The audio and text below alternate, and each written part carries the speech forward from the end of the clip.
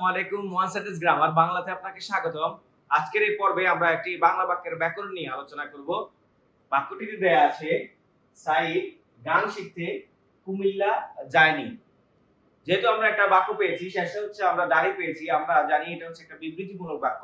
যদি আমরা কোনো বিবৃতিমূলক বাক্য পাই তাহলে আমাদের প্রথম কাজ হচ্ছে কর্তা কর্ম ক্রিয়া বের করা। আমরা জানি যদি কোনো শব্দকে হচ্ছে কর্তা, কোনো বাক্যের কর্তাকে নির্দেশ করতে হয় অর্থাৎ কর্তাকে জানতে হয়, তাহলে আমরা ওই শব্দটাকে হচ্ছে কে বা কারা, কার বা কাদের দিয়ে যদি প্রশ্ন করি যে উত্তর আসে সেটাকে বলা হয় কর্তা। এখন আমরা প্রশ্ন করব কে কুমিল্লা যায়নি, তাহলে প্রশ্ন উত্তর আসবে সাইদ। আমরা জানি সাইদ হচ্ছে কি কর্তা। এখন কর্তার পরবর্তীতে আমাদের মূল যে কাজ সেটা হচ্ছে কর্ম বের করা। এর পরবর্তীতে আমরা ক্রিয়া বের করব। আমরা জানি বাক্যের প্রথম হচ্ছে কর্তার অবস্থান, দেন হচ্ছে কর্ম অবস্থান, এরপরে হচ্ছে ক্রিয়ার অবস্থান। অনেক সময় কর্তার পরে সরাসরি ক্রিয়া আসতে পারে, কর্ম নাও আসতে পারে। কি বা কাকে দ্বারা প্রশ্ন করলে যে উত্তর আসে সেটাকে বলা হয় কর্ম। তাহলে আমরা প্রশ্ন করতে পারি কি শিখতে কুমিল্লা যায়নি, তাহলে উত্তর আসবে গান। আমরা জানি কি বা কাকে দ্বারা প্রশ্ন করলে যে উত্তর আসে তাকে বলা হয় কর্ম। আমরা কি বা কাকে দ্বারা প্রশ্ন করি যে উত্তর আসে সেটাকে বলা হয় কর্ম। আর কর্মের ক্ষেত্রে প্রথমে মনে রাখতে হবে যদি কি দিয়ে প্রশ্ন করি তাহলে যে উত্তর আসে সেটাকে আমরা বলি মুখ্য কর্ম। আর কাকে দিয়ে যদি প্রশ্ন করি তাহলে যে উত্তর আসে সেটাকে বলা হয় গৌণ কর্ম। যেহেতু আমাদের কি দিয়ে প্রশ্ন করার পরে আমাদের উত্তরটা এসেছে, আমরা জানি কি দিয়ে প্রশ্ন করলে যেটা হয় সেটাকে মুখ্য কর্ম বলা হয়। মুখ্য কর্ম কখনোই কি হতে পারে না, বাক্য থেকে রিমুভ করা যায় না। আর মুখ্য কর্মটা সবসময় বস্তুবাচকই হয়। যেহেতু আমাদের এখানে হচ্ছে কর্তা পেয়েছি, কর্ম পেয়েছি, এর পরবর্তীতে আমরা এখানে হচ্ছে শেষের যে অংশটা সেই ক্রিয়াটা আমরা যাব। আমরা জানি ক্রিয়া হচ্ছে যে শব্দ দ্বারা কোনো কাজ করা বা হওয়া বোঝায় তাকে বলা হয় ক্রিয়া। যেহেতু এখানে যায় শব্দটা দেওয়া আছে, আমরা জানি যায় হচ্ছে ক্রিয়া। হচ্ছে ক্রিয়া।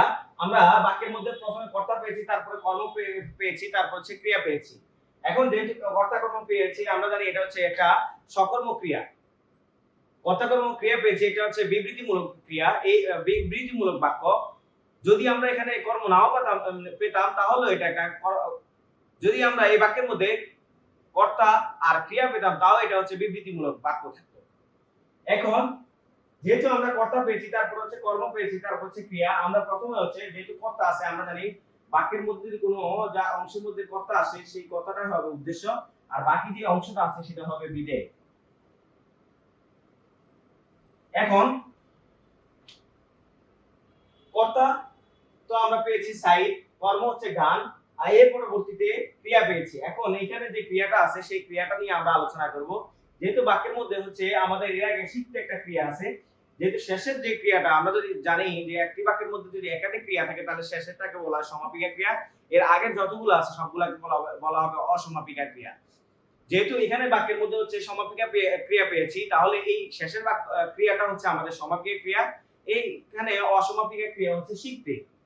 এই বাক্যটি হচ্ছে একটা সকর্ম ক্রিয়া, কারণ আমাদের এখানে কি আছে, কর্ম আছে। এই বাক্যের মধ্যে দ্বিকর্ম নেই, কারণ এখানে দুইটা কর্ম নেই, আছে মাত্র একটি কর্ম। এটা কি সক্রিয় ক্রিয়া না অক্রিয় ক্রিয়া? যেহেতু এখানে ক্রিয়া আছে, আমরা জানি কোনো বাক্যের মধ্যে যদি ক্রিয়া থাকে তাহলে এটাকে বলা হয় সক্রিয় ক্রিয়া, আর যদি বাক্যের মধ্যে ক্রিয়া না থাকে তাহলে এটা অক্রিয়, অনুক্ত কিংবা উজ্জ ক্রিয়া বলা হয়। এখন প্রশ্ন হচ্ছে এই বাক্যটা কি সরল বাক্য, জটিল বাক্য, না এটা যৌগিক বাক্য?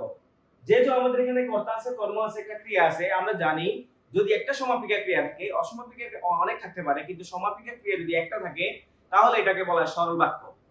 তাহলে আমাদের এখানে মূলত হচ্ছে আমরা কর্তা পেয়েছি, কর্ম পেয়েছি, আর হচ্ছে ক্রিয়া পেয়েছি। এই ক্রিয়াটাই হচ্ছে আমাদের যেহেতু আছে, তাহলে এই পুরো বাক্যটাই হচ্ছে আমাদের সরল বাক্য। আমরা জানি শিখতে যেটা, এটা হচ্ছে এই ক্রিয়াটা হচ্ছে সমাপিকা ক্রিয়া।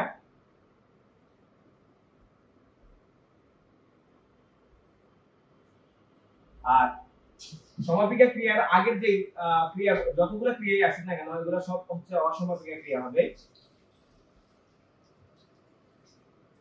ক্রিয়ার আগে যতগুলো ক্রিয়াই আসে না কেন সবগুলো হচ্ছে অসমাপিকা ক্রিয়া হবে। এখন আমাদের এখানে একটা স্থানের নাম দেওয়া আছে, আমরা জানি হচ্ছে কখন কোথায় কিভাবে দিয়ে যদি প্রশ্ন করি যে উত্তর আসে সেটাকে বলা হয় ক্রিয়া বিশেষণ। এখন আমরা প্রশ্ন করি যে সাইদ আসলে কোথায় যায়নি, কোথায় দিয়ে প্রশ্ন করার পর যে উত্তর এসেছে, আমরা জানি কোথা দিয়ে প্রশ্ন করলে হচ্ছে কুমিল্লা আসে, কোথায় যায়নি, কুমিল্লা যায়নি, তাহলে এইখানে হচ্ছে কুমিল্লাটা হচ্ছে আমাদের ক্রিয়া বিশেষণ। আর এখানে শেষের যে আমাদের হচ্ছে নি দেওয়া আছে, আমরা জানি কোনো বাক্যের মধ্যে যদি না নেই, নাই নেই এগুলো যদি থাকে তাহলে এই অংশটাকে বলা হয় ক্রিয়া বিশেষণ। অর্থাৎ যেগুলো হচ্ছে না বোধক অর্থ দেয়। এখন আমাদের মূলত প্রশ্নটা হচ্ছে যে এখানে হচ্ছে সমাপিকা ক্রিয়া আর এটা হচ্ছে অসমাপিকা ক্রিয়া। আমরা জানি সমাপিকা আর অসমাপিকা মিলে আমাদের হচ্ছে কি হয়, যৌগিক ক্রিয়া হয়।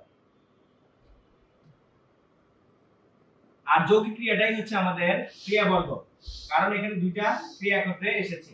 এক কর্তাবাচ্য না ভাববাচ্য, যেহেতু আমাদের এটা কর্তা দিয়ে শুরু হয়েছে, আমরা জানি কর্তা দিয়ে যদি শুরু হয় তাহলে এটাকে বলা হয় কর্তাবাচ্য। এখন হচ্ছে আমরা কারকগুলো বের করব। আমরা কারকের মধ্যে প্রথমে যেটা বের করতে আমরা জানি কে বা কার ধরে প্রশ্ন করলে যে উত্তর আসে সেটাকে বলা হয় কর্তা, আর কর্তা হচ্ছে আমাদের কর্তা কারক। আমরা কি বা কাকে দ্বারা প্রশ্ন করার পরে যে উত্তর আসে সেটাকে বলা হয় কর্ম, আর কর্মটাই হচ্ছে আমাদের কর্মকারক। আর আমরা কখন এবং কোথায় হচ্ছে যদি কোনো বিষয়ের নাম থাকে তাহলে আমরা এটাকে বলি অধিকরণ কারক। যেহেতু আমাদের এখানে কোথা দিয়ে প্রশ্ন এসেছে, আমরা যদি কোথায় কুমিল্লা, তাহলে কুমিল্লা হচ্ছে স্থানের নাম, আর স্থানের নাম যদি হয় তাহলে এটাকে বলা হয় অধিকরণ কারক। আশা করি এই আলোচনাটি আপনারা বুঝতে পেরেছেন। যদি আপনাদের আলোচনাটি পছন্দ হয় তাহলে লাইক করবেন, কমেন্ট করবেন এবং হচ্ছে শেয়ার করবেন।